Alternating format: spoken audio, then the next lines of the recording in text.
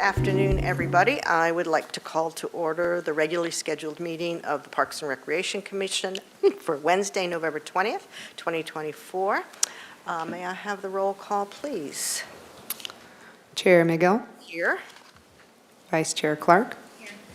Commissioner Aldana. Present. Commissioner Lesner-Buxton. Here. Commissioner Unander LaBerge. Here. Okay, thank you very much. Director Zachary, do we have any changes to the agenda? Yes, Chair McGill and Commissioners, under your street tree items, A1 is not going to be heard today. It's going to be postponed till the January 2025 meeting. Okay, thank you very much. All right. And that's it, right? Then written public comment, we didn't get anything that I saw across my email. Do we have any written public comment? No, Chair McGill, we do not. Okay, thanks very much. Which brings us to public comment. Any member of the public may address the commission for up to 2 minutes on any subject within the jurisdiction of the commission that is not scheduled for a public discussion before the commission. Total amount of time for public comment will be 15 minutes. I don't see any speaker slips. I don't think this is from today. Do we have anything online? No, Chair McGill, there is no one online. Okay, thank you very much. And that brings us to our Youth Council report, which I believe we have this month. Welcome. Thank you. Good afternoon, Parks and Recreation Commission. My name is Jeremy Solano Beltran. I'm chair of the Santa Barbara Youth Council, and we are happy to provide an update on recent and current Youth Council projects. The Youth Council has received overwhelming support from the Santa Barbara Unity Shop through a donation of roughly 200 items. We refer to this project as Santa's Workshop, where members of the Youth Council wrap these items and get them ready for distribution. Last Monday was our first workshop, and we're looking forward to two other workshops, dates on December 2nd and December 9th. This project has also become a great opportunity for non-member teens to attend, earn community service hours, and give back to their community. Our wrap toys will be distributed to low-income families in need. Yesterday, the City Council appointed 2 members to the Youth Council SBUSD vacancies for Santa Barbara High School and San Marcos High School students. Additionally, the Youth Council voted to appoint a non-voting junior high school member. We are happy to have them join us in January after winter break. Our efforts in recruiting new members and bring awareness to the Youth Council are year-round. Overall, we have seen an increase in engagement and applications over the last 4 cycles. And the Youth Council also worked closely with the Santa Barbara Police Activities League and their youth leadership to host the 5th annual Trunk or Treat event. This event was hosted on Wednesday, October 30th in the Spencer's Adams lot. This year, Paul received 30 vendors entries, which included 9 vehicles from city departments. SB Paul recorded that we served roughly 1,400 members in the community. We want to thank the park rangers and forestry for their participation and congratulate them on winning the best decorated trunk.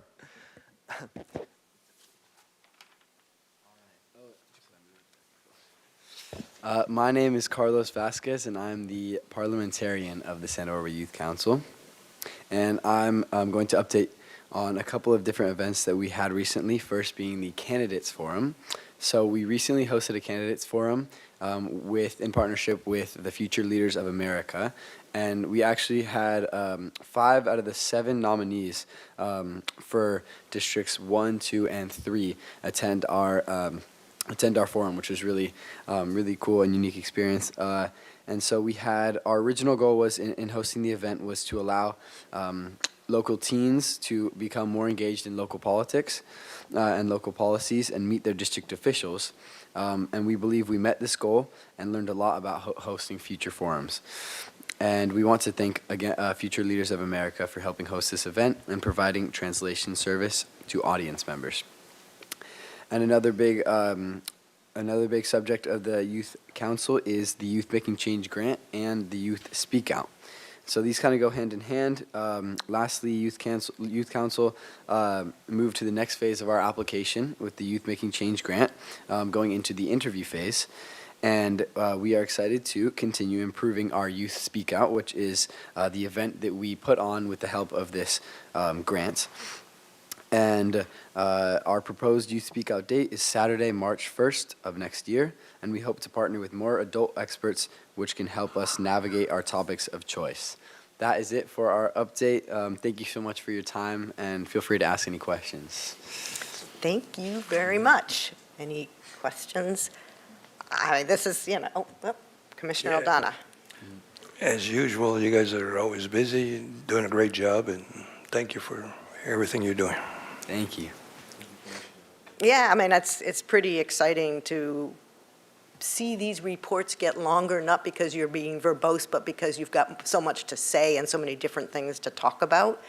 I'm really appreciate the political engagement, and I really hope, anytime there's an opportunity for our city leaders to engage with you, I hope they take it.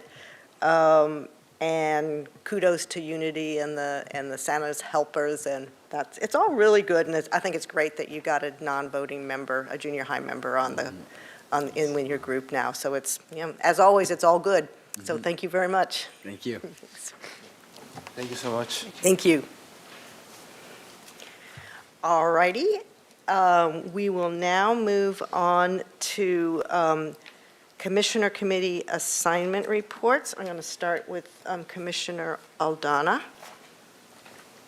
Nothing to report today. Okay, thank you very much. Vice Chair Clark?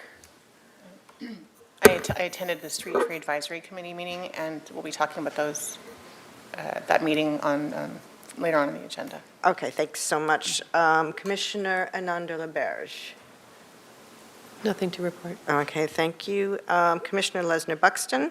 Yes, to report. Okay, Thank you. thanks, Jacob. And then as far as me, I went to the Staff Awards banquet on Halloween, enjoyed the costumes and the breakfast as always. It's great to see members of the Parks and Recreation staff appreciating each other. And I think we have a couple of award winners here, Ms. Hernandez and Ms. Carlson. Well-deserved for your Star Awards. And then, of course, Courtney's star turn at the mic. Then also, we did have a Park Foundation meeting last week where we spent quite a bit of time really thinking about what few events we could work with Park to really further the goals of Parks and Recreation and the Park Foundation. And that's it from me. Moving on, now we're moving to Commission and Staff Communications. No additional communications from staff. Okay, thank you very much. And then ceremonial items. No ceremonial items. Really? Today. 2 months on the trot. So Chair McGill and Commissioners, one of the things to note in this year, we have so many new staff, which is wonderful. It might take a little bit of time for them to get to their 5-year service, but we sure hope they do because they're making our department function really, really well. Yeah, we need both. We need the experience and the new ones. All right, consent items. Summary of council actions. Looks, there's just the one for the solstice celebration. Assume that's, unless any questions there.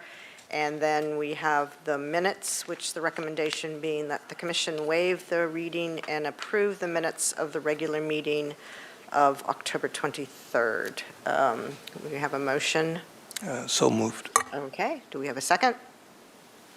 I'll second. Okay, thanks. So we have a motion and a second, and so let's do a vote here.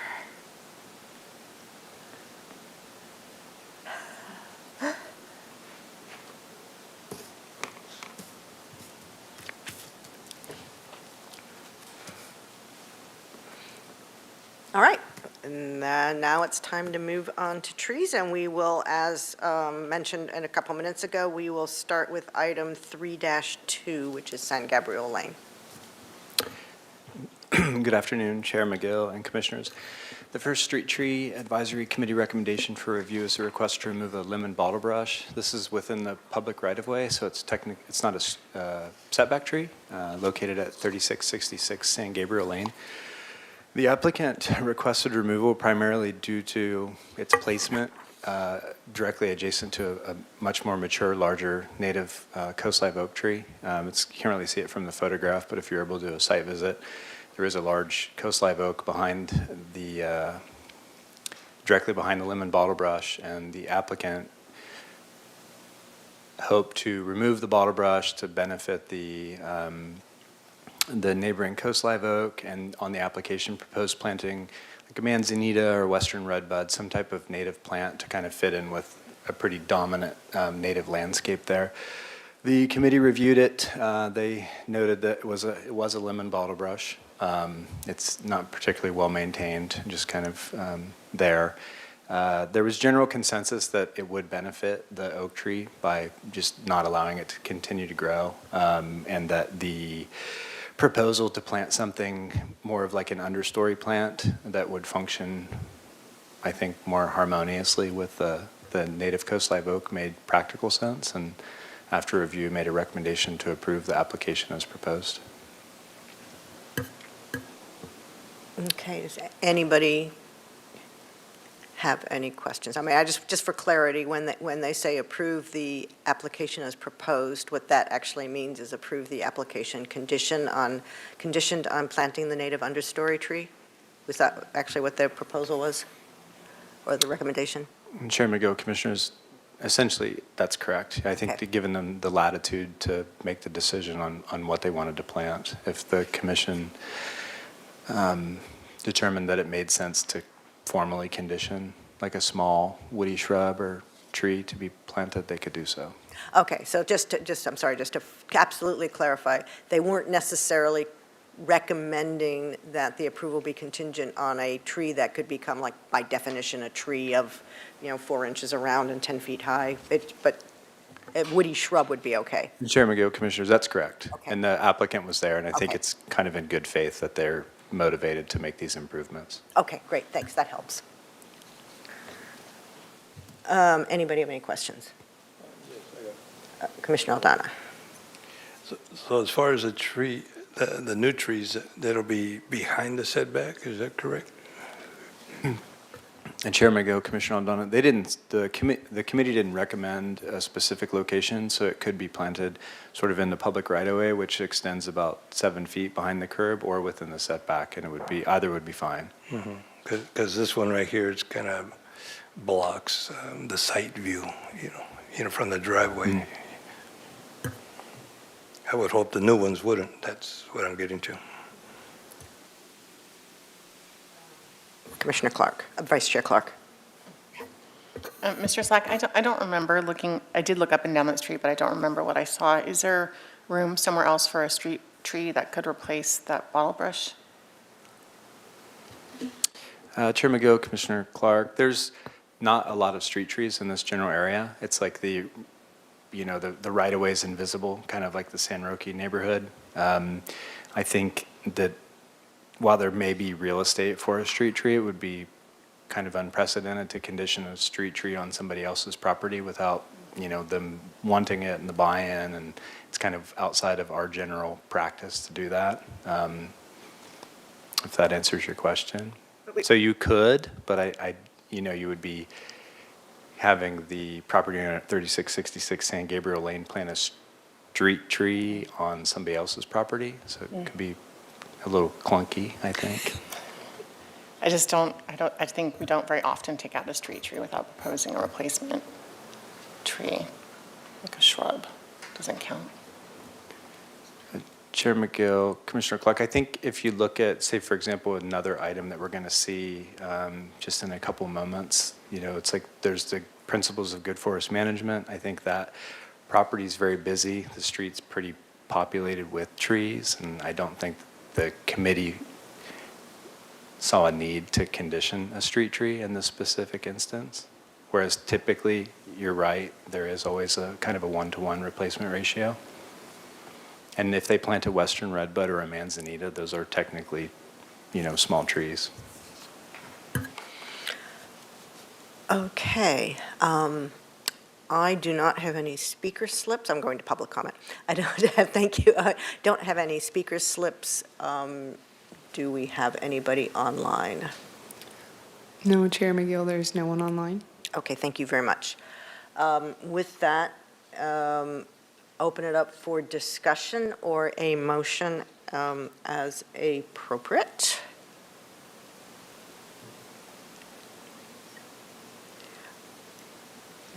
I can make a motion to agree with the Street Tree Advisory Committee's recommendation to approve the removal of the lemon bottle brush on San Gabriel Lane As proposed? as proposed. Yeah. I'll second. Okay, thank you. Okay, we have a motion and a second. I'm assuming no further discussion. We could, I did just want to say something. oh, okay. I Go mean, ahead. I I'm think sorry. if it was a setback tree and we had to find findings for it, which we don't because it's a street tree, I would agree that the characteristic of the neighborhood wouldn't be materially affected and also probably good forest management. Yeah. That's my thinking for it, even though it is a street tree. Yeah, and that's my thinking in Okay. supporting it, yeah. Okay. Yeah. All right. May we go to a vote?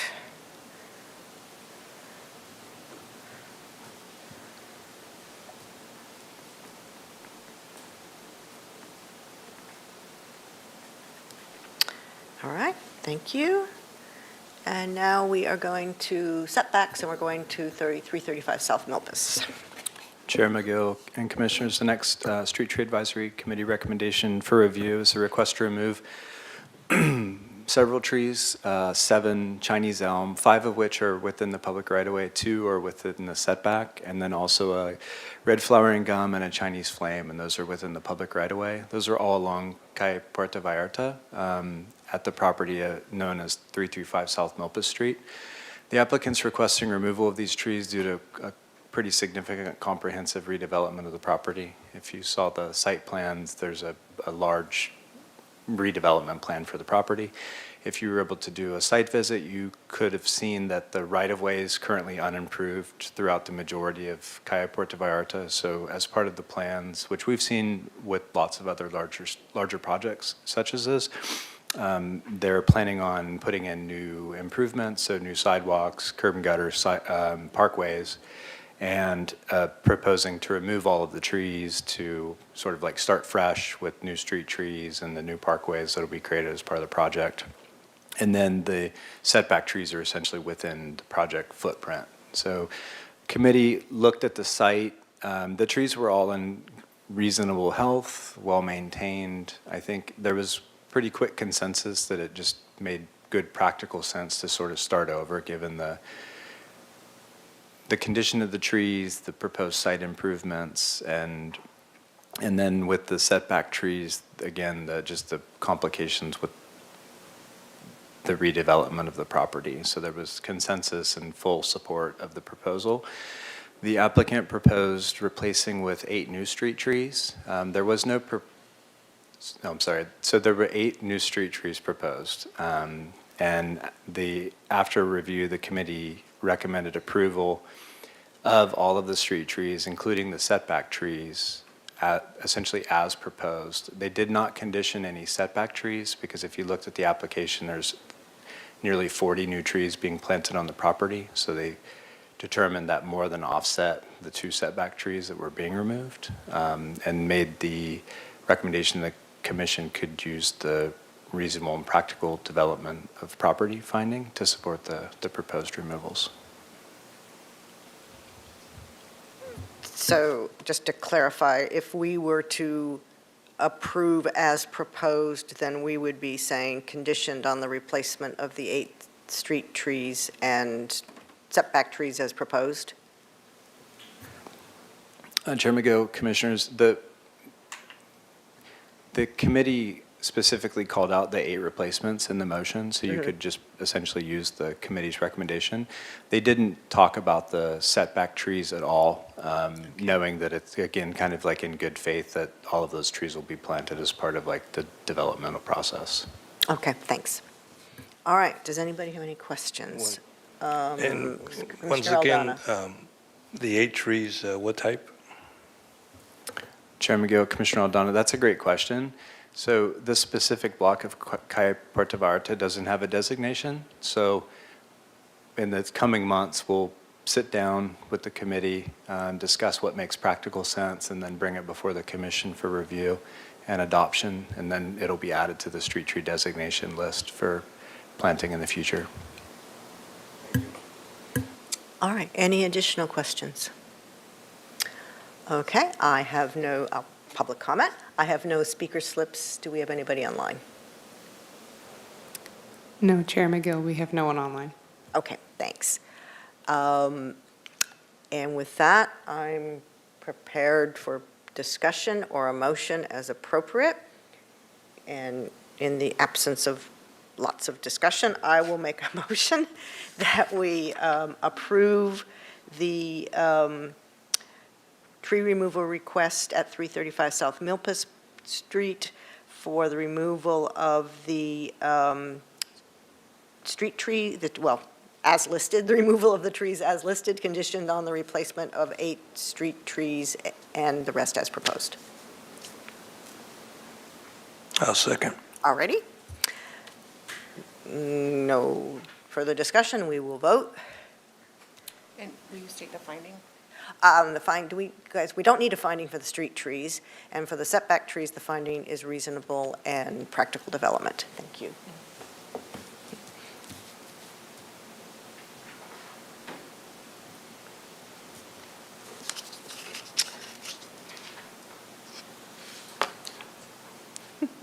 All right, thank you very much. And that takes us to our last tree, which is on Palisades.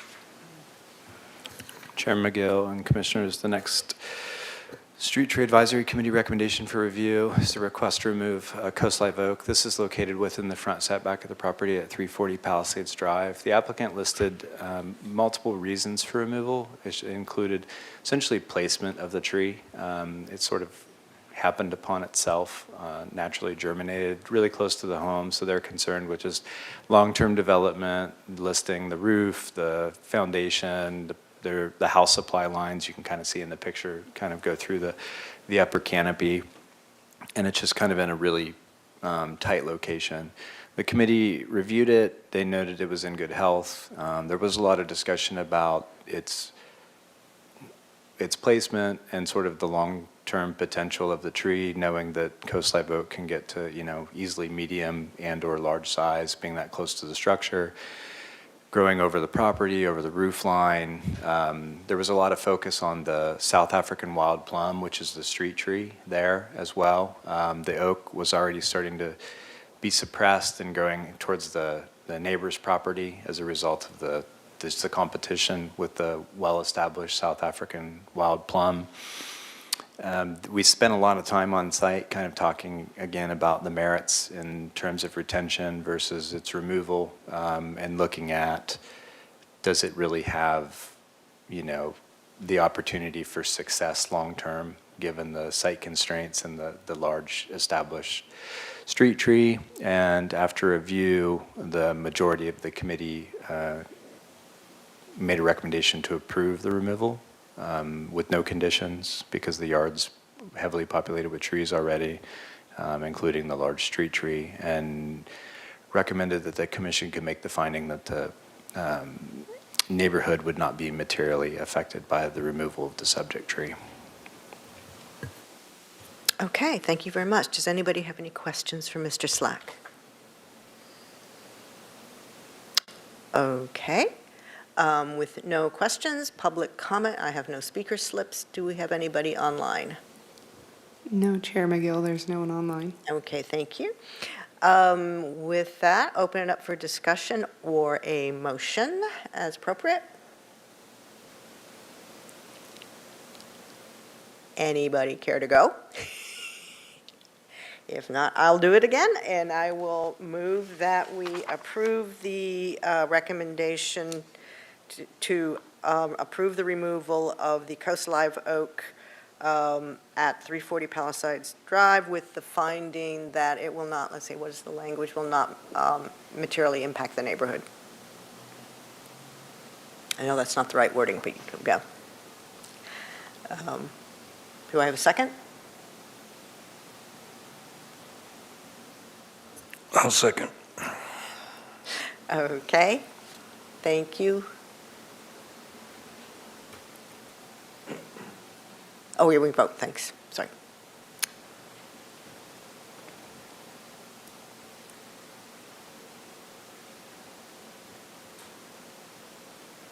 Okay, thank you very much. We are there. And we have one more, and that is the street tree master plan on Ortega. Chair McGill and Commissioners, the last Street Tree Advisory Committee recommendation for review is just a street tree species designation. This is for the 0 to 600 blocks of East Ortega Street. So the catalyst for this review was actually the 200 block, which has it's a long-leaved yellowwood, which is a great little tree, but it's medium water use. And there's a project going through the city right now that wants to plant a new street tree, and this is non-conforming to the city's water use ordinance. So we kind of expanded the scope of it and looked at several blocks. There was some good stuff there, some stuff that we wouldn't really want to use anymore, like Mexican fan palm, and then kind of getting away from, albeit a lovely species, the jacaranda, but we already have quite a few of those. So the committee kind of sat down and looked at what made good sense. The gold marchamia, which we talked about kind of at length with the De La Guerra Plaza project, is actually already designated for these blocks, or for the 100 block, I believe it is. And there was consensus amongst the committee that warranted kind of continued use. And then in addition to that, there was the Jerusalem thorn and the Catalina island cherry that were also selected for use on the street. A lot of the parkways are pretty constrained. These species do really well in small spaces. And the Jerusalem thorn and the Catalina island cherry both are considered low water use in the water use classification system, so they're conforming to the city's water use ordinance. The marchamia is actually medium, so it actually doesn't pass the water test. But after, review and discussion, the committee made a recommendation to approve the Jerusalem thorn, Catalina island cherry, and the gold marchamia for the 0 to 600 blocks of East Ortega Street. Okay, thank you. Does anybody have any questions for Mr. Slack? Going once? Okay, public comment. I have no slips. Do you have anybody online? No, Chair McGill, there is no one online. Okay, thanks. With that, may I have a motion from somebody? I will make a motion to approve the street tree designation change for the 0s up to 600 blocks of East Ortega to the Jerusalem thorn, Catalina island cherry, and gold marchamia. Okay, thanks. Do we have a second? I'll second. All right. Can we have a vote, please?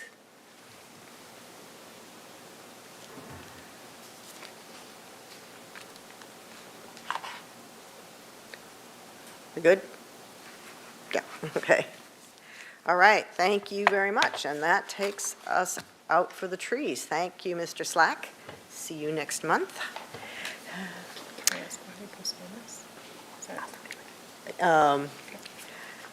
And, okay, I think that takes us to the director's report. Yes, yes.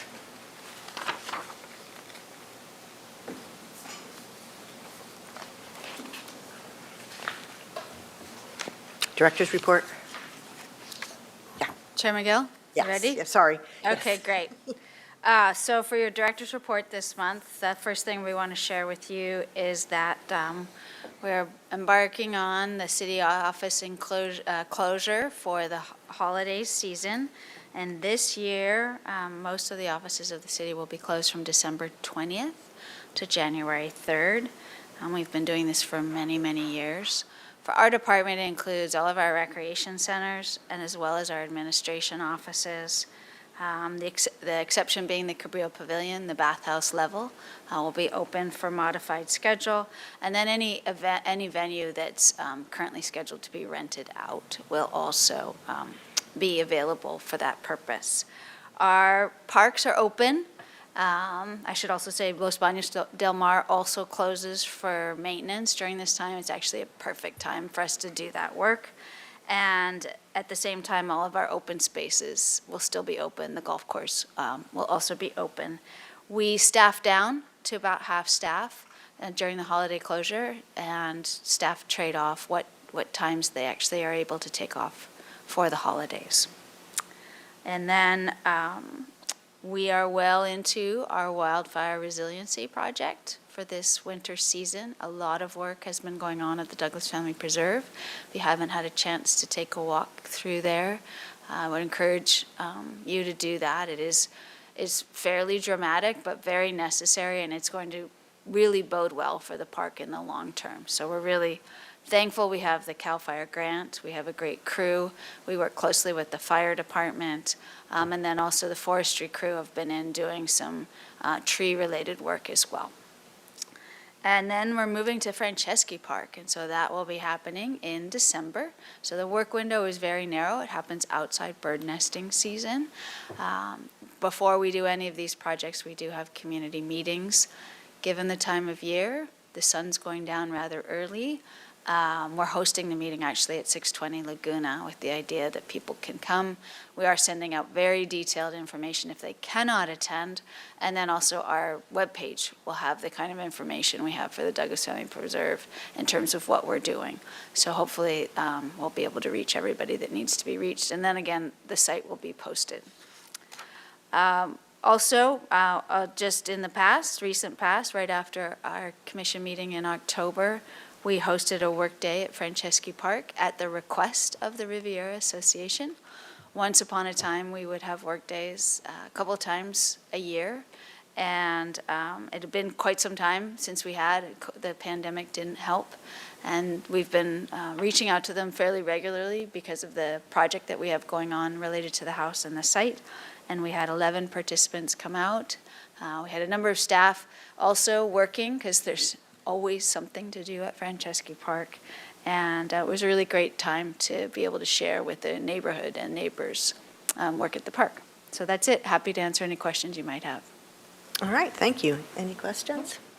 I will say, I think I've already told Director Zachary this, but just I'm in Douglas Preserve a lot, and I've had people stop me and tell me how the work that's being done, just how great it looks, and also the fact that it's more open.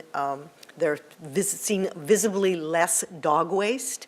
I mean, people are, as somebody said to me, because it's more visible, people are behaving better. So that's a good knock-on effect. All right, and that takes us, we have no old business, so that takes us to new business. And the first is a review of the CDBG projects, and this is an action item, as I understand it, that we need to approve your proposed projects. So Chair McGill and Commissioners, I'll do a minor introduction, although Rose Navarez needs no introduction. This is No, she her doesn't. first opportunity to present to you as the administrative analyst for the city, and she is shepherding our grant applications forward. Thank you. Welcome back, Ms. Navarez. Thank you. Good afternoon, Chair McGill and Commissioners. Today I'll be updating you on the currently funded Community Development Block Grant projects and asking for your support for the 2 planned projects for the upcoming cycle. As part of the application process, the projects must receive support from a citizen review board. Supporting capital projects that improve public facilities and infrastructure serving low and moderate income neighborhoods is one of the CDBG program's priorities. This slide demonstrates our eligible park sites based on their proximity to low and moderate income neighborhoods, as shown in green. The number of eligible park sites within the city has decreased over time as the average median income has risen. Additionally, with the department being a frequent applicant, many of the eligible sites have seen numerous projects already completed, making the task of designing eligible and achievable projects more limited. Here is an overview of the CDBG funding cycle, which starts with application submittal in December. Applications are reviewed in February and March, and funding is typically released in December of the following year, and then projects must be completed by April, including all the administrative closeout tasks associated with a project. So construction should really be completed in March.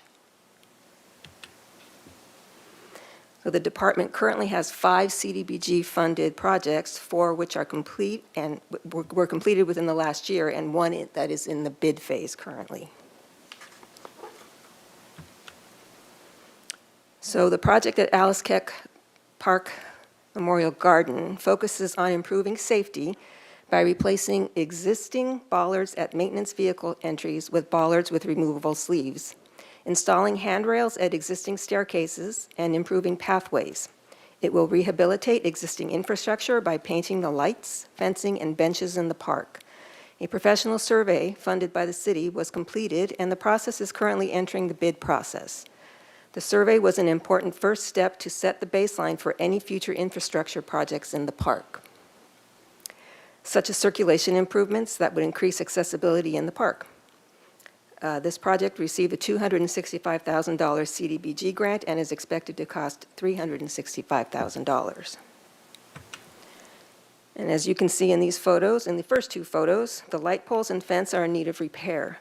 And the third photo is the maintenance entrance that will receive the new bollards with removable sleeves, and which will remove any trip hazards from that is currently existing. The Alameda Plaza Safety Lighting Project replaced the park's 18 existing inefficient and outdated light fixtures from the 1970s with new LED dome fixtures to increase user safety and reduce light pollution. The project was completed in September, and the new fixtures provide more illumination along the park's paths and save energy. This project was funded by a $110,750 CDBG grant.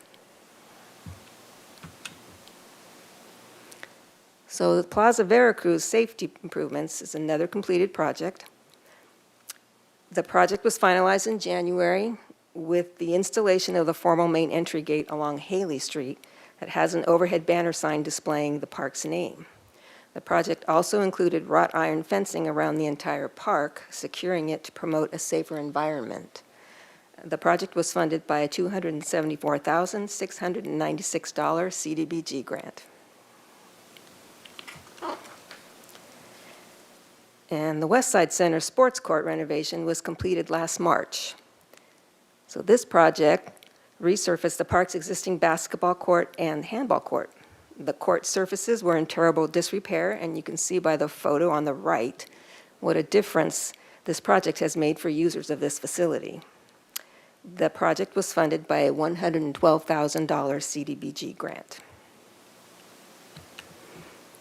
And the last of the 5 funded projects is the East Side Neighborhood Park renovation.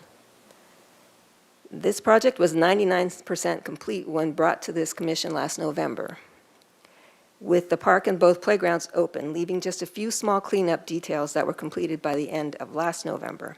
Conducted in 2 phases, this project included 2 new playgrounds, circulation paths, seating areas, stationary fitness equipment, and a new fence to secure the community garden, as well as irrigation and turf upgrades. This project was funded by a $322,000 CDBG grant and $400,000 of the city's general fund. And the restroom renovation completed in 2021 was a prior CDBG project funded with a $150,000 grant. So that concludes the updates on the currently funded projects. We'll now transition to the 2 proposed projects, the Plaza Veracruz Community Building and the West Side Center parking lot improvements. The Plaza Veracruz project involves rehabilitating the building to provide a space that can accommodate community events, camps, and classes. And the West Side Center project involves resurfacing the existing badly cracked, broken, and uneven asphalt. So the building in Plaza Veracruz, formerly known as the Kiwanis Building, was used as a Head Start school for many years. The department would like to renovate the building to serve as a public space for community events, camps, and classes. Many improvements need to be made in order for it to be a viable space. So this building was last renovated in 1999. As you can see here, and as will be shown in the following slide, the building is very outdated. The goal is not only to make it look more modern, but also to invest in system upgrades that will save money over time. Exterior and interior painting, new flooring, ceiling board, kitchen sink, cabinets, and shelving will improve the building's look and feel, while new LED exterior and interior lighting, ceiling insulation, kitchen appliances, and HVAC unit will improve the building's energy efficiency. And here you can see the outdated kitchen and bathrooms. In California, 20% of any commercial renovation project budget must be used for accessibility upgrades. And this project includes one all-gender ADA restroom and will also include accessible door thresholds and hardware. The project is expected to cost $295,000. So the second proposed project is the West Side Center parking lot. As you can see, the asphalt is in terrible disrepair and in many places is down to gravel. This project involves removing 2 inches of old asphalt and overlaying with new asphalt. And finishing this project will complete exterior upgrades for the West Side Center. And this project is expected to cost $120,000. So that concludes my presentation. And we ask that the Commission support the Department's proposed projects for the fiscal year 2025-2026 CDBG grant cycle. Thank you very much.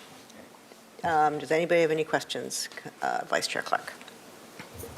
Thanks, Rose. Good to see you. So funds are released in December and the project has to be completed in April. Is that what I got from the presentation? So that's 4 months to complete a project. My question is, if you don't know if you're going to get the funding for sure, how do you get all the appropriate contractors lined up? Because everybody is so busy right now. How do you get it so you're ready to hit the ground running? Good question. Chair McGill, Commissioner Clark, we know in March, so if we're successful, council approves the projects in March. We have to do all of our project prep work so that it's ready to bid basically in November. So depending on the complexity of the project and the level of permitting required, we go a little bit into overdrive. We often may have already done some of that work anyway, and it's matching funds for something that we're already doing. So as Ms. Navarro mentioned, we did a site survey of Alice Keck Park Memorial Garden. We did that in anticipation of the funding coming forward. So we made sure we had that done in April of this year, and then did the permitting. So the city's general fund, the department, subsidizes all the staff time required to get through ABR or HLC, building permits, et cetera.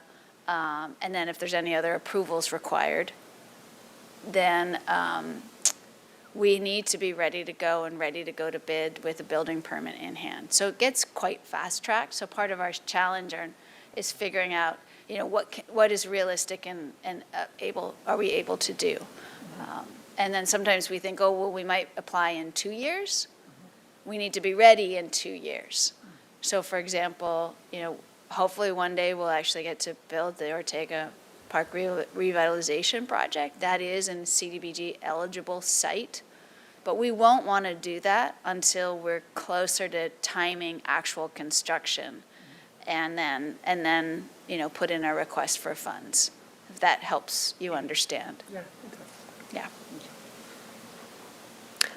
I think this partly answers the question, but be curious to know what were the serious contenders for this year that these aced out?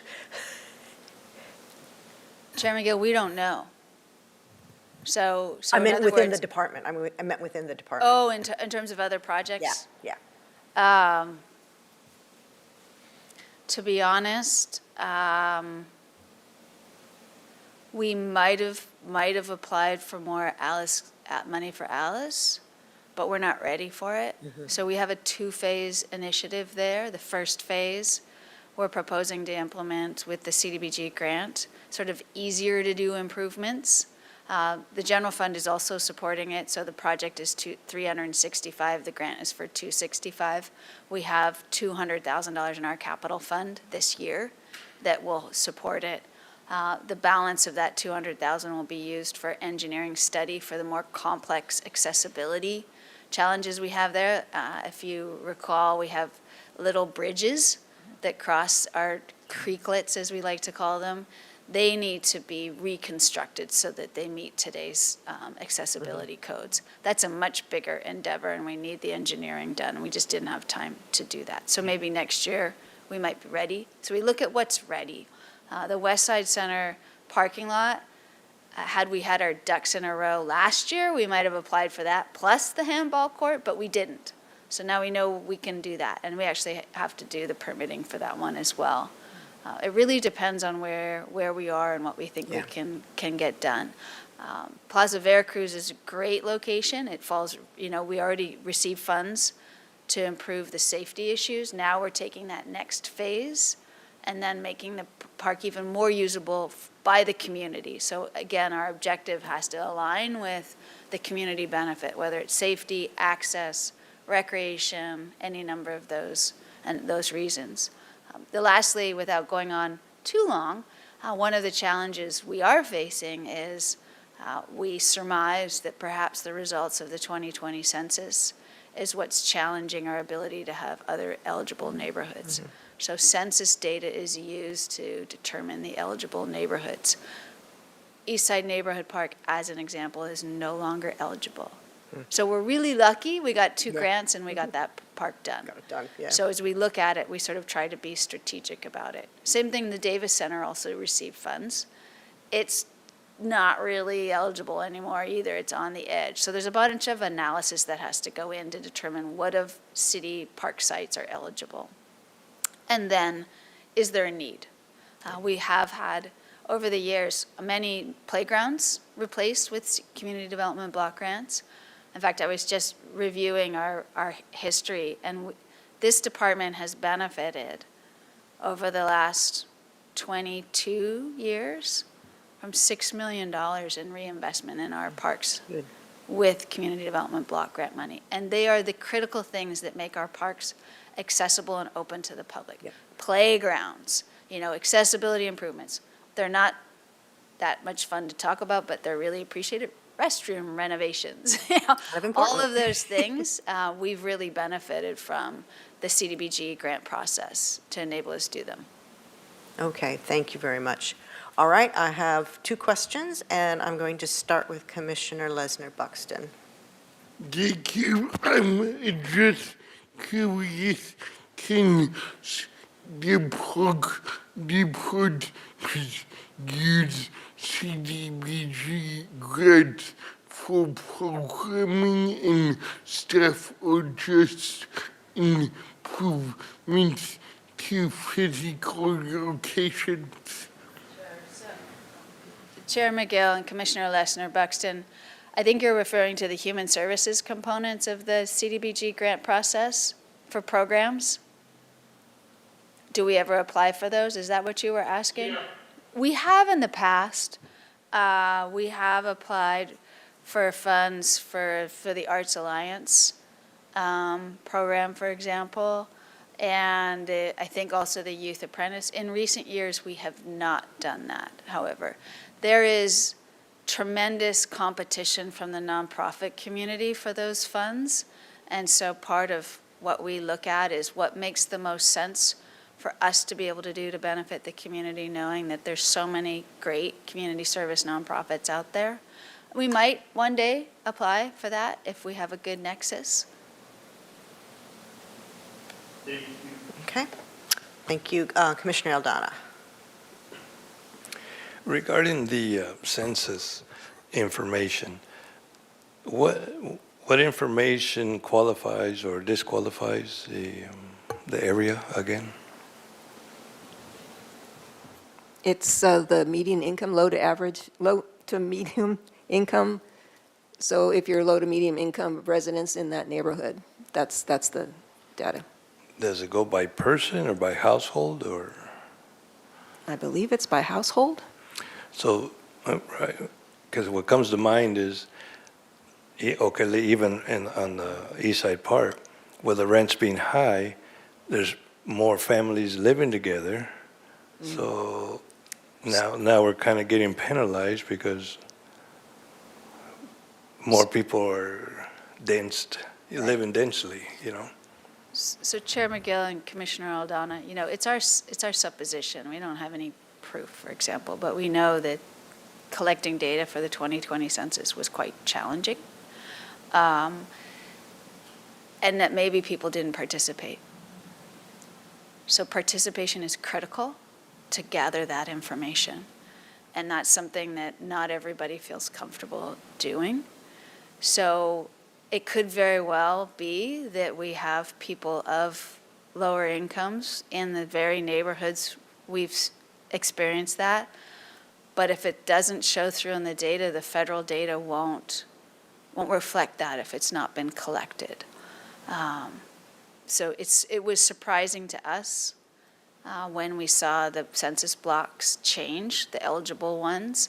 But it goes also by blocks and then subsections of blocks. And it might be of interest to the commission at some point to actually have the community development staff, because they actually implement this program. We're an applicant to the city, in other words, and they can speak more directly to how things work. The same goes for state grants, state park grants. For example, we only have a few parks that are eligible for those by virtue of the way the state defines an eligibility criteria based on income, based on a variety of things. The goal being to get the most money to the communities in California that need it the most.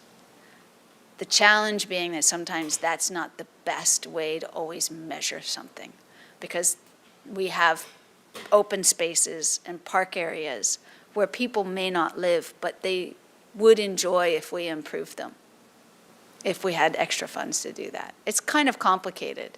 And the next census is in 5 years. So it'll be a while before perhaps things right, and who knows where we'll be as a community at that point. Yeah.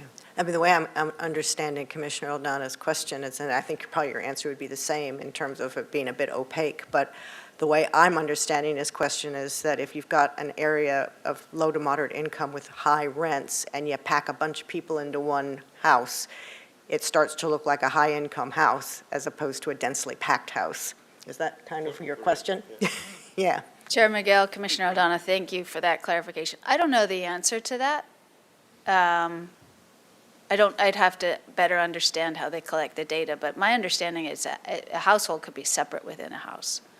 So Okay. so for example, and please, I'm not the expert, so I could be not quite right, but for example, in Isla Vista, they collect the data on the students. Well, that's easy to show that there's a lot of lower income people living there because they're students, but it's not taking into account how they actually got to be there or what the other factors are in enabling them to go to school.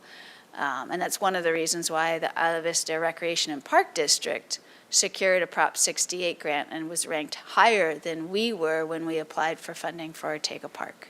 So I can look into it and report back to you if you like, because I think that would be a good thing to better understand. Yeah. Okay, thank you. Thank you. And Commissioner Hernando-Laberge.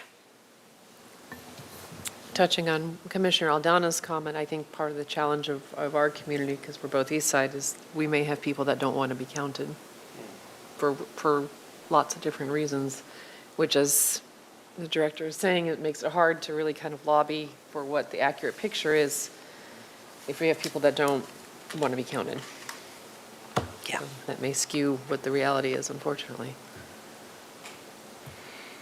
Okay. If there are no further questions or comments, we have a proposal on the table that needs action from us, and that is that we approve the grant proposals as described for the for the 2025 Community Development Block Grants. Thank you. I'll make that motion. I'll make the motion that the commission support the department's recommendation projects for fiscal year 25-26, which are projects, Plaza Veracruz Community Building renovation, along with West Side Center parking lot asphalt resurfacing. And once again, that's for fiscal year 2025-26 Community Development Block Grant application cycle. Thank you very much. All right, we have a motion. Do we have a second? Okay, Commissioner, Vice Chair Clark seconded. All right, we may vote. Should I abstain as one of the solicited commission? Chair McGill, Commissioner Lester Buxton, I believe you voted last year. Do you remember that? Okay. Yes, I did. So same rules apply. Thank you. Thank you. Thanks for the question. Okay, we starting over? Great. Okay.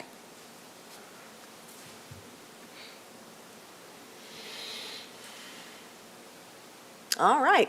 Thank you very much. And that, thank you, Ms. Navarez. And that now takes us to our final agenda item, which is the on-base presentation. And this one is an information presentation. Yeah.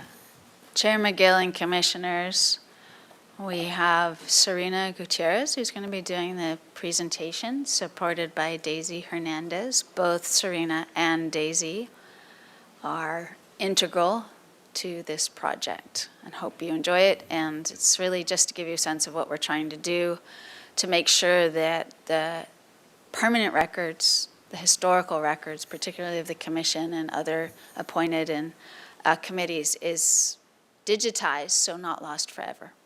Great, thank you and welcome. Hello, everyone. My name is Serena Gutierrez, and I'm an admin specialist with Parks and Recreation. I started with the city 6 years ago as a youth apprentice with IT digitizing records, and now I'm helping upload Parks and Recreation Commission records.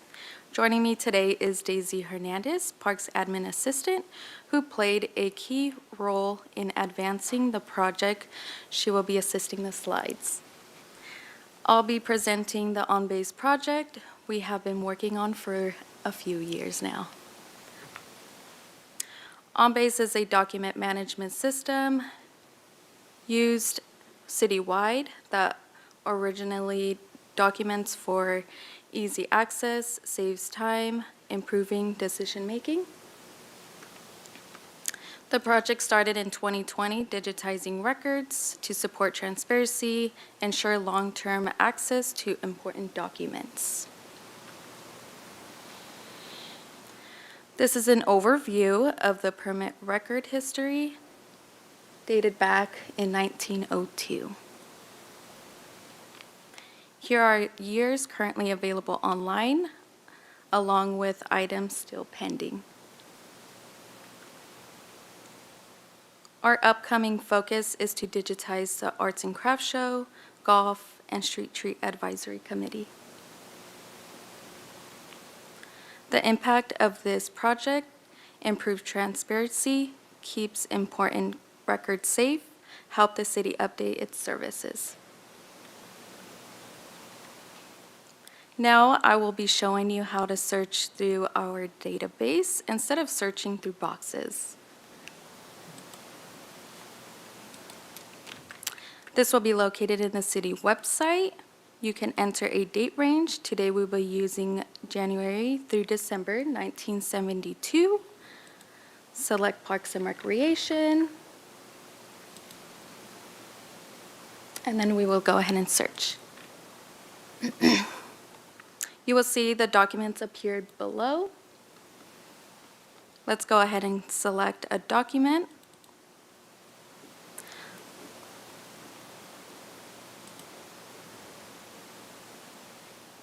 So this is an example of an agenda in 1972.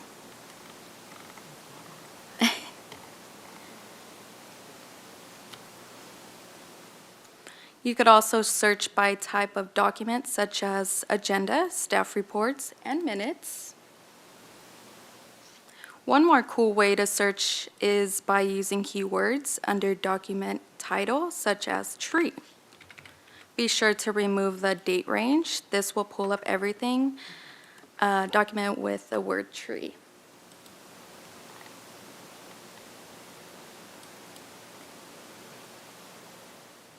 Finally, listed below, you will find additional step-by-step guidance.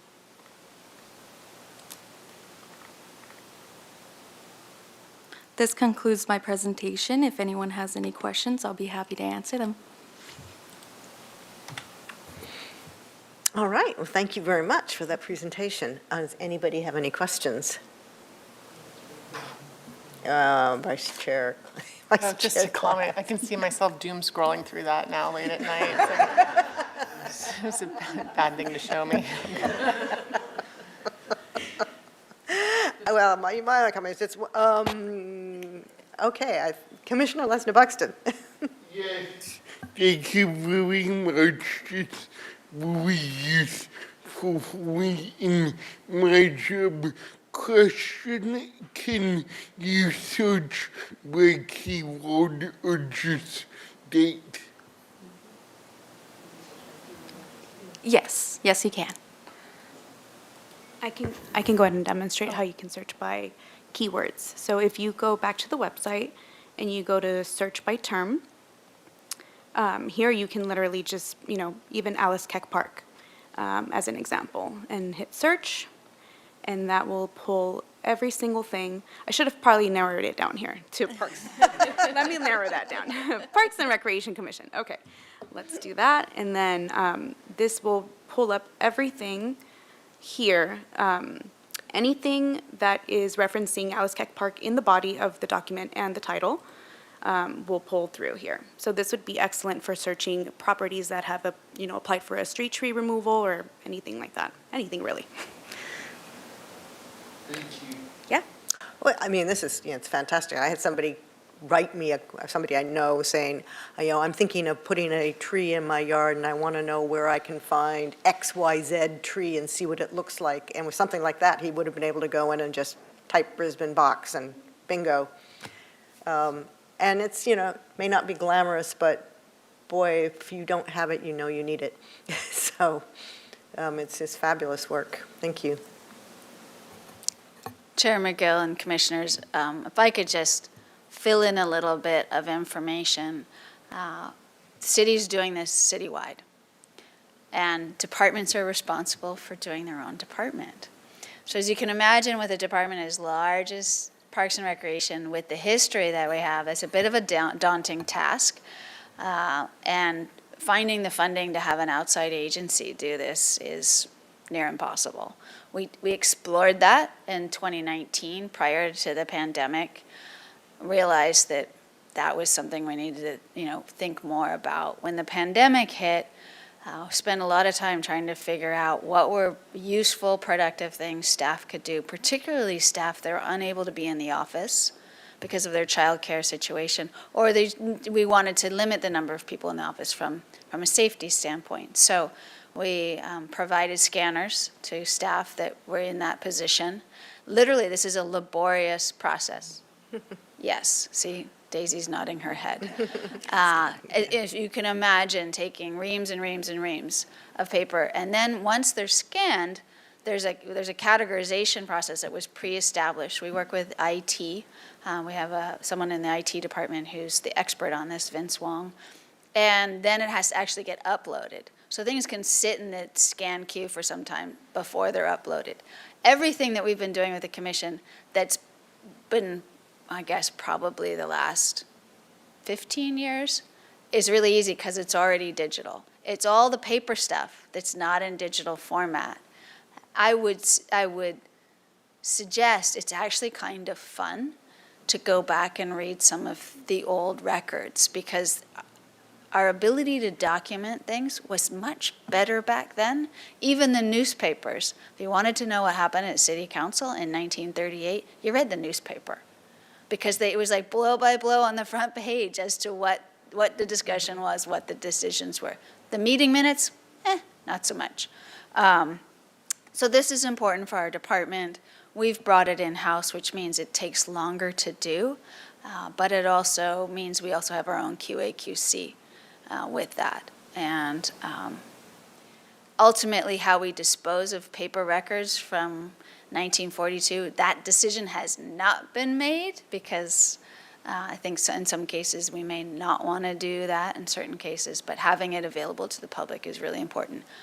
In my work for the city, I often go to OnBase and look up things from the city council agenda because it's faster, it's easier to find a report or a document or a resolution or whatever that I'm looking for than try to comb through the way we might have stored it, or if it's not even our department. So if I'm looking for something library did or public works did, I go to OnBase to find that out. I don't need to contact one of my colleagues to ask them unless I can't find it. But usually I can find it. So it is a really, really useful tool, even for the internal workings of the city. So are the videos of all the meetings in OnBase as well? So for Yes, example, the they recording are. of this recording, it would be in Yeah, OnBase? Chair McGill, yes, they are. I don't know whether there'll be an effort to go back and, because once upon a time, this is really going back, when we started recording, particularly the commission, they were on a compact disc. What's that? Right, what's that? So I don't know, I'd have to ask IT and also City TV what happens with that. But you can go back, and now everything's on YouTube, which means it'll be there forever. And find that information too. Okay, thanks. I mean, it's really, I mean, you think, well, who cares about what happened in 1902? And you know, the historical context actually, I think, is for anything is important in understanding how we got to where we are and what's informed the culture and what informs decisions going forward. So it's certainly not something you want to lose. Right. Yeah. All right. Anything else? If not, thank you very much for a great presentation. And I believe that is the end of our meeting. Yep, so we will adjourn until next month. Thank you very much, everybody.